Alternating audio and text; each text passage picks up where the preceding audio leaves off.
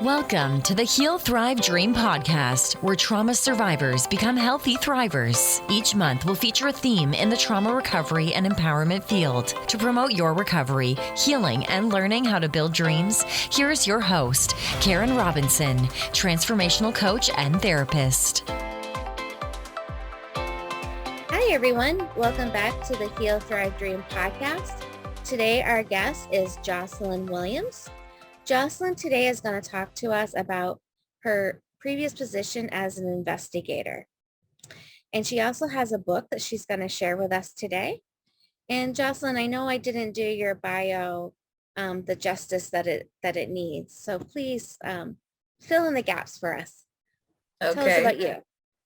Okay, so my name is Jocelyn Williams. I am from Greensboro, North Carolina, and currently reside here in Charlotte, North Carolina.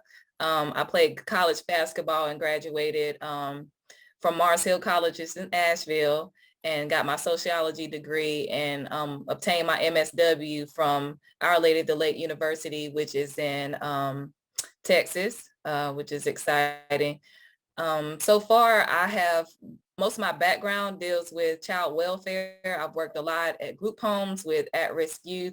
I worked in mental health agencies and taught DBT, dialectical behavior therapy. I worked at a juvenile detention center. And like you said, Karen, my recent job was as a forensic investigation supervisor. And I did that for 4 years. And author of So Your Work, like you said, sorry. What's the name of the book one more time? So Your Work. All right, and we'll have a link to that in the show notes for anyone who would like to purchase that to support Jocelyn. So Jocelyn, was your position as the investigative supervisor, was that the hardest one in your career so far? Yes, by far. So you thought, you were like, oh, well, maybe it was easy for her. I don't know. No, I had a flashback. So originally when I began to be a forensic investigation social worker, I started off as that. I did that for a year and was promoted as a supervisor within my first year and made employee of the year. I had no clue what I was getting myself into. The stereotype of what I heard of a social worker, what a social worker was, is different than what I actually experienced when I first became there at that job. And it was, it's my most rewarding job as far as the people that I have helped and what really goes on in the world that people don't really talk about or that you see sporadically on the news.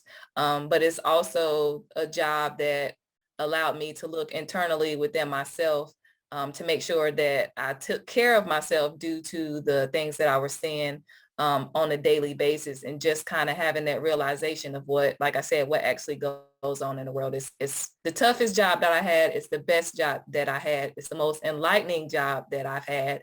And it's the most exhausting job that I've had as well. Yeah, so being a social worker alone is pretty fatiguing because most social workers don't become a social worker for any kind of financial reason. It's to give back, make a difference. We have big hearts usually. Exactly. And so then we get fatigued. And so I can imagine doing something that has a lot of trauma involved in it is even more exhausting. So we're going to do a little bit of just a heads up or trigger warning. Some of the discussion today may be a little challenging if you are a child abuse survivor. And so I'm not sure how much Jocelyn will share, but what I would like you to do, Jocelyn, if you're comfortable, is just kind of walk us through maybe a typical hard day on the job. Is that something you could do for us today? I can.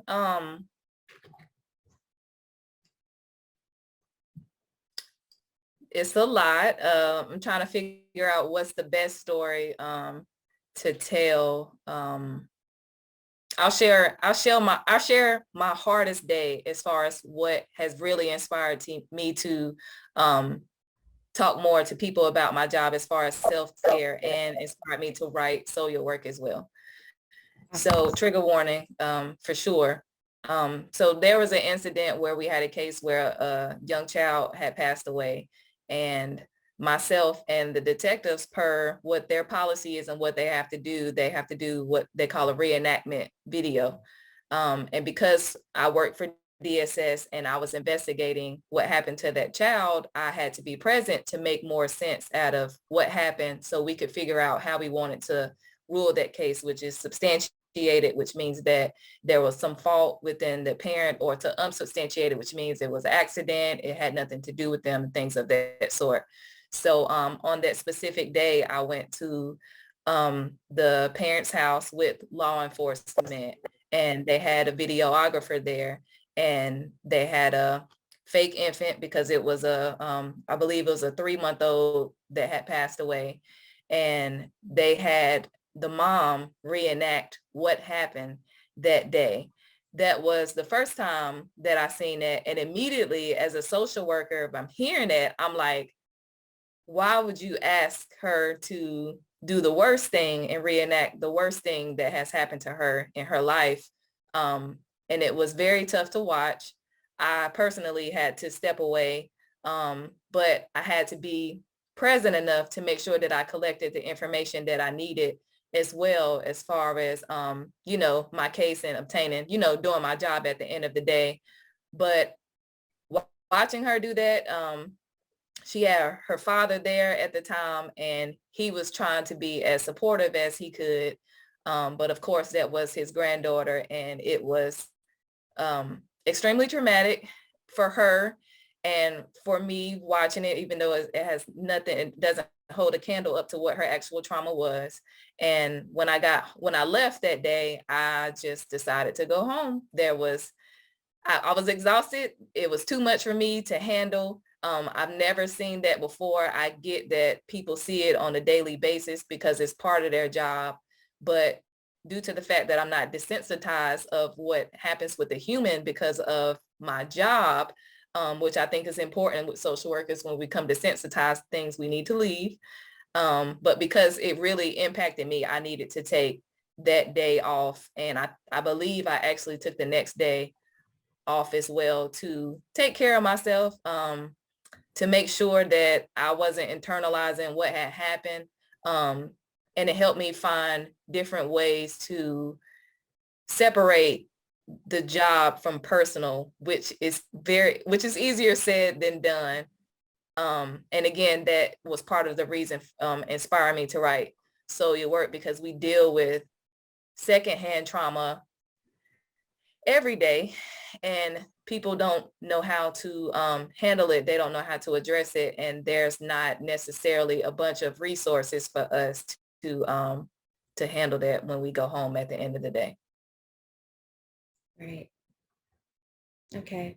So DSS was already previously involved with this family. Is that why you were part of the investigation? No. So, and I guess I should have touched on this earlier. So as the forensic investigation supervisor, my unit was a specialized unit, and we had all the tough, high profile cases within that county. So any major substance abuse case, any major human trafficking case, any major fatality case, any meth labs, any major domestic violence cases we dealt with. So it was a majority of sex abuse cases, high profile sex abuse cases, high profile fatality cases. We had some where we've had multiple that have been on the news, and I believe one is even in the process of being a Lifetime movie. Yeah. So we got involved because that's what my unit specializes in. Okay.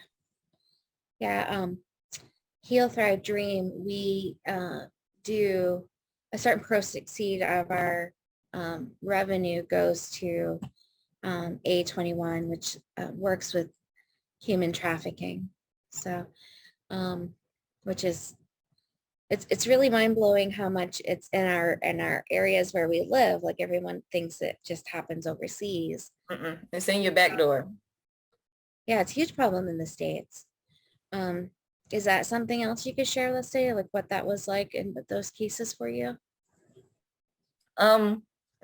So, I mean, pretty much like I said, as far as the secondhand trauma and having to continuously interact with those parents to ask them those tough questions as far as what happened, what kind of drugs were you using, what's your past trauma, what's your past history, how do you deal with stress? We're going in your house and, taking videos, taking pictures, and seeing things happen that way. But one of the best resources that we had and that still exists now is called the CAC, which is called the Child Advocacy Center.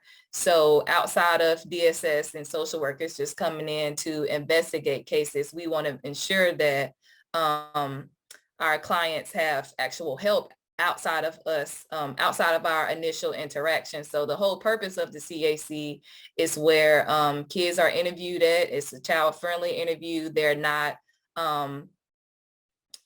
like interrogating anybody. It's led by that child. So whatever they want to say is pretty much open to them. It's not like they're being, held in contempt or anything like that. And they actually have resources to support victims of human trafficking, of sex abuse, of domestic violence. So again, once we get finished with our investigation, they can get that continuous help. But unfortunately, every CAC isn't the same. Every CAC doesn't have the support of the community. Every community doesn't understand how often children are sexually abused or physically abused, emotionally abused. It's more of the culture where I worked at in that county. It didn't happen to me. I don't really see it and hear about it, but just because it's not present doesn't mean that it doesn't actually happen, and doesn't mean that that these people don't actually need that support at the end of the day. It's just a whole lot. A lot of people, the hardest thing that I had to deal with at DSS was understanding that some people's trauma is generational. So where it seems like it's just your normal day to day, this is what happened to my mom, so my daughter shouldn't be upset because I got it worse when I was younger. That mentality and how that births, continuous cases and families dealing with the same thing over and over again is very traumatic. And it was very difficult to see, because as a social worker, we know at the end of the day that everybody has the right to self-determination. You can give them the resources. You can show them what to do. You can drive them there and drop them off, unless they are willing and want to actually make that change. They can or they can't, and you have to be okay with that at the end of the day, which is by far the toughest pill that I've had to swallow, because I've seen clients continue to go down that pretty much go downhill. But what I've learned is, as long as I've done my best and I've given the best resources that I could, and the best, advice that I could, and I didn't add on through that trauma consciously or unconsciously, then I can, pat myself on the back at the end of the day. Despite what happens to them, at the end of the day, we have to take care of ourselves. Mm-hmm. And sometimes when people go downhill, they eventually come back to us anyway. We usually get another opportunity, hopefully, if they are still alive, right? For sure. The great thing about it is normally when DSS comes in or a social worker come in, a lot of people see it as invasive, because like I said, we are in their house and asking questions, and we get a lot of backlash. I've been called every name in the book, and names that I've never heard of before. However, how I interact with my clients, and when I explain to them what my job is, instead of just doing it, it makes it better. So I've had a bunch of clients that we were clashing heads at the beginning, and by the end, even when that case is closed, they still calling me and saying, hey, let me send you a picture of little Johnny. Let me tell you how great he's doing now. And that is by far the best thing that, that keeps me going at the end of the day, because when you see it go from 0 to 100 in a positive light, it's like, okay, I really, truly did my job. Unfortunately, that's not the same for every person, but I would say probably, gratefully, at least 95% of the families that I've interacted with has came back and, told me a great story, or if their case went to another unit, they would say, hey, like, can I get Jocelyn? Like, where is she at? And then when I became a supervisor, I'm like, I can't come to your house and investigate cases anymore. I can talk to my worker about what you have going on. Granted, I have done a couple follow-up visits for my unit. I was a very hands-on supervisor, and I understand that it's very stressful and your mind just isn't right. And I was that type of supervisor to say, hey, okay, what house were you supposed to go to at 3:00? I'll go for you and have that interaction. And plus, as a worker, they're coming to give me information. Sometimes I want to see it myself so I can get that feel, so I can talk to that parent so they can explain things to me. So at the end of the day, I can make sure that I'm making the right decision when my workers were staffing cases with me and telling me what was going on. Right. No, I think you said something really key. Like, if clients understand that we're not there to create havoc or give them another problem, we're there to help them find solutions. Like, we want to be helpful. That's the bottom line, was we want to help families. For sure. For sure. Protect children. For sure. And I think going back to what I was saying earlier with the generational curses, a lot of them have already dealt with social workers in the past. And sometimes I hear them say, well, the last social worker I had, she was disrespectful. She cursed at me. She said she was coming to my house at 4. She would show up 30 minutes late. And I'm like, look, I understand.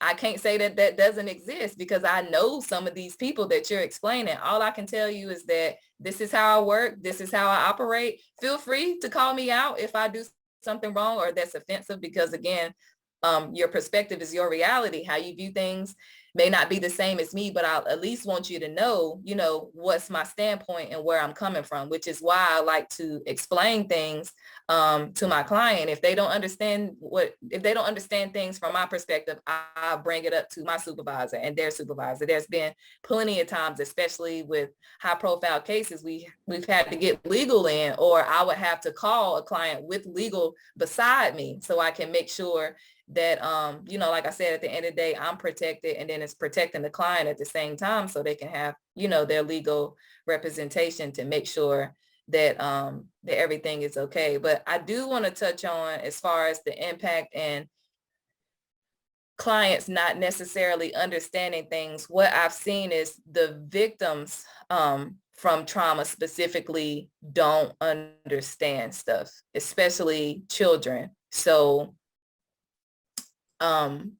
when it comes to, sex abuse or domestic violence, look, I'll talk about sex abuse specifically. If the person is your dad, someone that he loves you, he protects you, he's making sure that you eat every day, that you have a roof over your head, and he's giving you those essentials, sometimes they can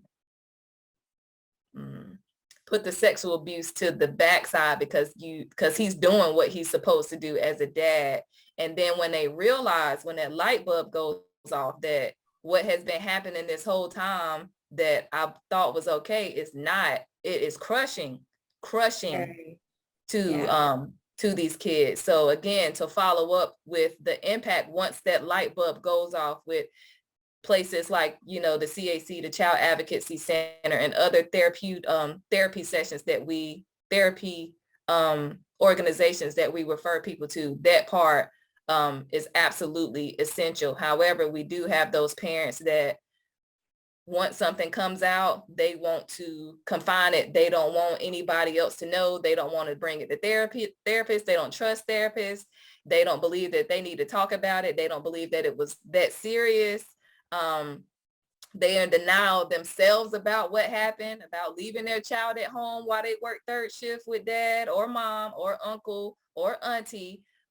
It's like, it's the follow through of the help that these victims need is the toughest part, because again, we can give them the resources, but when you're at home and you're a child and you can't get in the car and go to a therapy session yourself, you can't drive yourself to a therapy session yourself, what do you do? If your dad is doing something to you and your mom refuses to believe you, where are you going to go as a child if your dad lives in a home? And that's again, that's one of those tough things at the end of the day. And that's why it's important to have a village.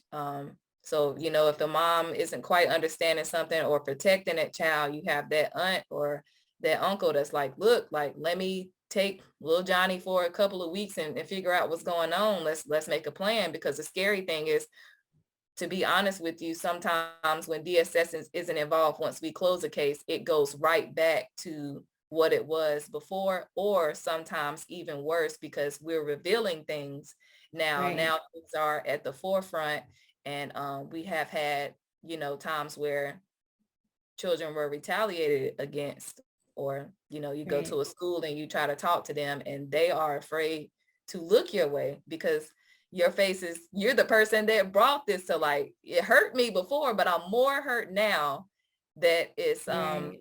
that is at the forefront. So do I continue to talk to you? Do I continue to take that risk of adding on more trauma to my life, or will I just go back to what it was, because I'm realizing that it wasn't as bad as it was before I saw you, Jocelyn. So it's a whole lot, It to is a say the whole least, lot for the children and for us, especially for if there's sure. not enough evidence, you know, and there's not much we can do in those cases.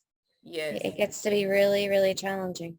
very challenging. And the evidence part is probably, I would say for sure, the biggest thing, because if you don't have something physical, you would want physical evidence, you would want a child to, you know, make a disclosure. But again, if they've been threatened, if they're afraid, if they don't want to be sent off, if they don't want it to happen again, you have to make a choice whether you want to disclose that information or not. And to be honest, you know, thinking from a child's point of view, it's a no-brainer. I'm not going to say anything. Oh, or if I don't say anything, I'm going to get ice cream at the end of the day. We had a situation like that. And it's like, as a child, you think ice cream is that important, but as you grow up and you realize the reality of what happened, it takes you by storm. And sometimes Yeah. it can be, it can completely change your life 360. Right. Exactly. Yeah. So really hard discussion.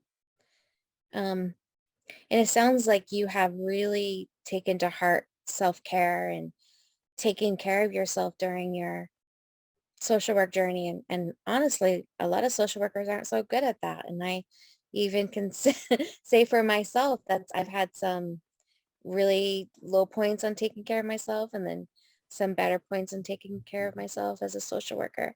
So Mm-hmm. we would love to hear your tips, like um, not only how you took care of yourself, but also if you have tips on how survivors, you know, the career women that listen to the show who um, had trauma in their childhood or domestic violence or both, Mm-hmm. sexual, any ideas for them on your favorite self-care tools, things that you know can make a difference?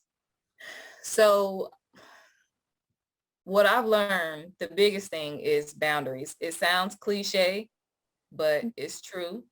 Especially when it comes to, again, just being a social worker in general. People can call you all day, and what's a fire to them may not necessarily be a fire to you.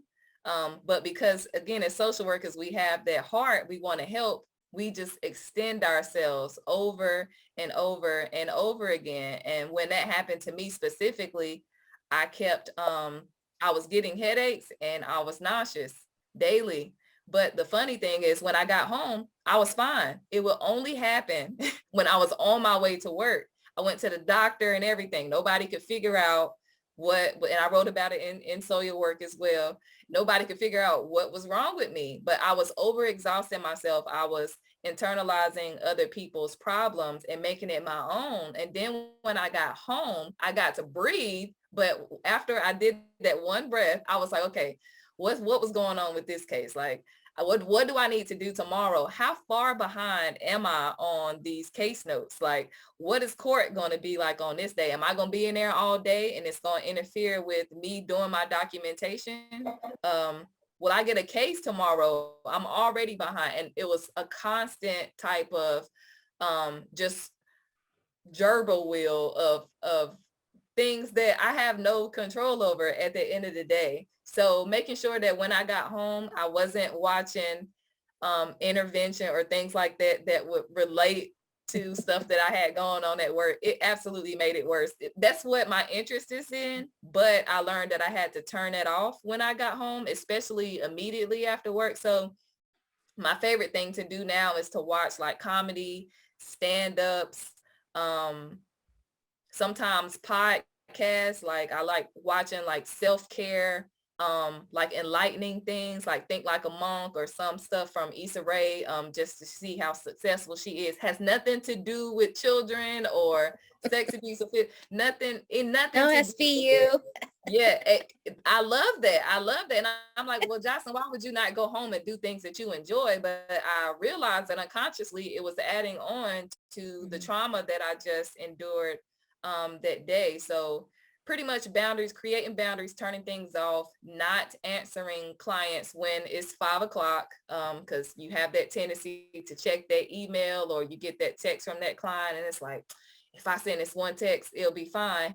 Little do you know, an hour later, because they're gonna say something else that's intriguing, especially if it's a case that you want to figure out, and then you're down a rabbit hole at the end of the day. So creating boundaries, finding things to do that has nothing to do with your job, and at the end of the day, just being grateful.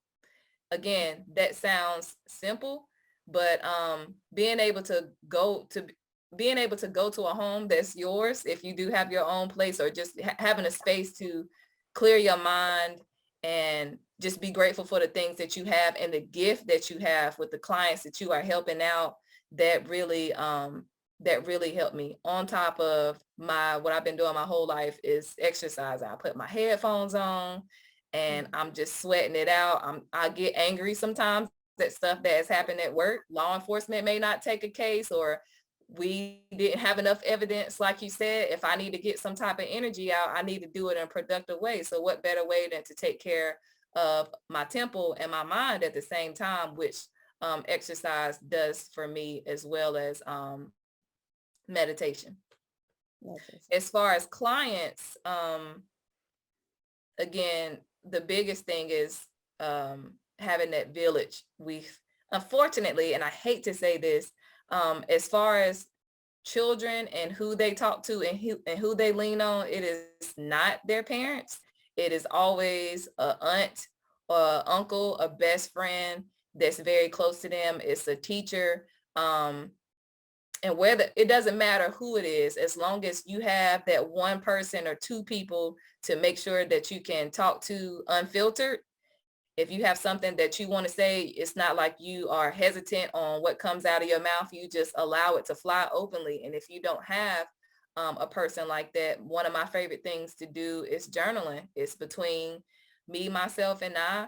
I'm writing it down. That's my way of releasing it and getting it off my chest at the end of the day. Sometimes after I write things down, I'll read it again out loud to make it live in my head. And then I can kind of figure things out myself. The worst thing that you can do is just internalizing it and believing that going to sleep or ignoring it is going to fix whatever the issue is. That's not going to do that at the end of the day. And if you don't have either one of those, if you don't like journaling, if you have the resource to go to therapy, to talk to somebody that you trust, that, you know, won't allow your information to get out or won't judge you or post things on Instagram or Facebook like people do nowadays, that is definitely an essential tool. But again, at the end of the day, don't internalize it or place your trauma on somebody else, because that's not fair at the end of the day either. We want to make sure that everybody is healed and take care of themselves, but it requires you to do the work yourself first. Wow. So Jocelyn, you may be the most mentally healthy person I've spoken to today. Exercise, journaling, meditation. This is That's my awesome. favorite things. And people ask me all the time, they think, oh, Jocelyn is, you know, so chill. She has the answers to everything. No, I have fell on my face 1,018 times. The great thing about it is my resiliency is A1, is 100%. So whether I have a bad day, I know that I have the potential to, pick myself up at the end of the day. I recognize that life is hard for everybody, whether you have money, whether you're poor, whether you're Black, whether you're white. Life does not discriminate. And I don't want to victimize myself to things that are out of my control. Like it's inevitable that something bad is going to happen. However, my tool belt with my resources is everlasting, and I continue to kind of I continue to fix that and alter that as I grow and mature, because what worked for me 5 years ago may not work for me now. Yeah. So one of my favorite questions to ask my guests is what books are you reading now, and or what book has really inspired you along your journey? So I just recently, I feel terrible saying this. My favorite book I just read a month ago, and I've read a lot of books in my life. I think I need to go back in my arsenal and make sure that this is my favorite, but it really blew me away. It's called The Untethered Soul Oh, it's good. by Michael. I can't, I read that book too a while ago. Michael something. Yeah, I don't know. But That's when I terrible. Google it, it's only one Untethered Soul. So that Yeah, book, again, I just it's read really it about, good. I read it about a month or two ago, and the perspective on life and how you just holding that mirror up at the end of the day and looking at yourself is so essential, because in life we're sitting here trying to control other people. They did this to me, they should be held accountable. No, you cannot. If we could control other people, the world would be a better place, but we can't do that. We can only control ourselves. And the way that he breaks it down and how he talks about basically internalizing things and how you have the power to, alternate things and change your mindset as to how things affect you, is like the perfect recipe for a social worker, because we're dealing with other people's problems all day. So what better way to figure out how to not, internalize that or make it part of us? And what better way for us to figure out how to take care of ourselves? But immediately after I read the first chapter, I took a picture of the first page and put it in my group chat with my family and my best friends. And I posted it on my Instagram, and it's like, I don't care if y'all read books or not, this one page Yes. is impactful. Y'all need to check it out. But yes, it was a great book. Yes. Is there another choice? Yes. I believe it's called A Piece of Cake. I cannot remember her name, but in short, I think it's great. Like one of the best books for trauma survivors. I would definitely send you that information after I this. feel like I've read that too. It was Should pull up about. I should pull up I should pull up my Goodreads account when I'm talking to people, because I think I read that book too, and I'm just really horrible either messing up the book title's name or the author. I don't Yes. remember details super well, but Yes, but I can yeah. describe the front of the book all day. Any book, I can tell you what it looks like.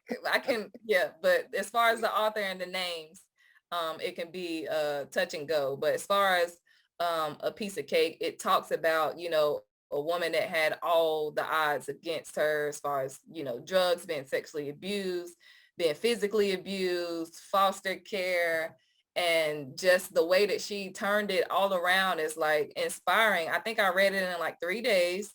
As soon as I got home, and again, it goes against what my self-care was, but it's like, I got to figure out what happened to this lady. Like, how did she get out of this? You ever read a book that it seems like a movie? Like when you're reading it, that's how you know a book is good. It's like you're telling people like you saw something on television. No, it's on this paper right here. A piece of paper is just as good as an animated series or whatever that's on television. But that A Piece of Cake was very inspiring. It makes you know that at the end of the day, if you really want to change, if you really want to put that work in, I mean, the opportunities are endless. Yeah, you have to have the that limit.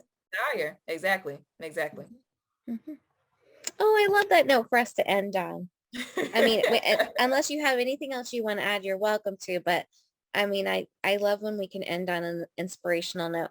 So if you want to say something else, you got to put a little pizzazz in it so people feel uplifted as we end up the show today. No, I agree. I think that that's perfect. Like you said, like we said, at the end of the day, just making sure that you living your best life and you can do what you can to get yourself outside of a rut. Just to make sure that you have those support systems out there, however way works for you. It's not one size fits all. But like I said, at the end of the day, if we really want that help, if we really want to do the hard work, it's possible. There's hope out there. And I want to thank you for inviting me.